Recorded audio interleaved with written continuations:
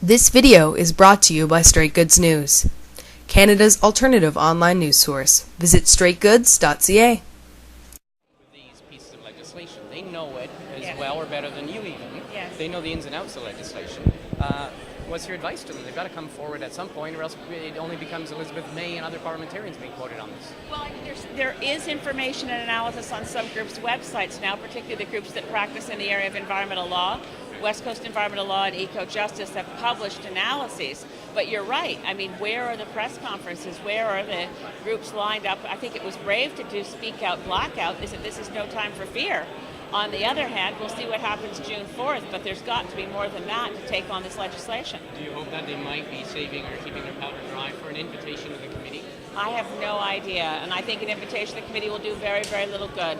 We're looking at a finance committee and a sub-finance committee, and even if we had separate committees looking at each piece of legislation, with the timetable this bill is on, this omnibus budget bill is a violation of parliamentary privilege. It's a violation of the rules of Parliament to put things in the budget bill that were never mentioned in the budget itself. And that's a very long list of items that violate precedent and tradition in this place. If you don't, I'm imagining that you're not going to be on that committee and you're not going to have anyone invite you to take their place on that committee. I don't want to be on that committee. It would limit my ability to put forward amendments at report stage if I was on that committee.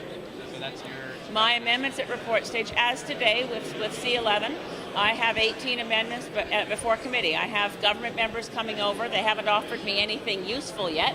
If they do offer me an amendment that's accepted, so the bill is improved, we won't have to be here till 10:30. At this point, the committee on the whole will start at about 10:30, because I think that amendments on copyright legislation deserve to have a vote on each one, especially with time allocation having been imposed. Do you think it's a shame that Peter Kent, Environment Minister, at Committee of the Whole, normally would have been in prime time, and now it's been bumped off till late night television?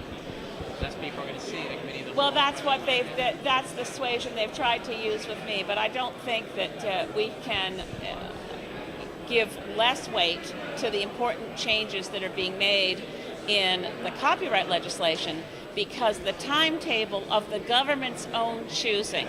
Harper's Conservatives chose to put the Committee of the Whole for the Environment Minister during a week when the Environment Committee is out of town on the road.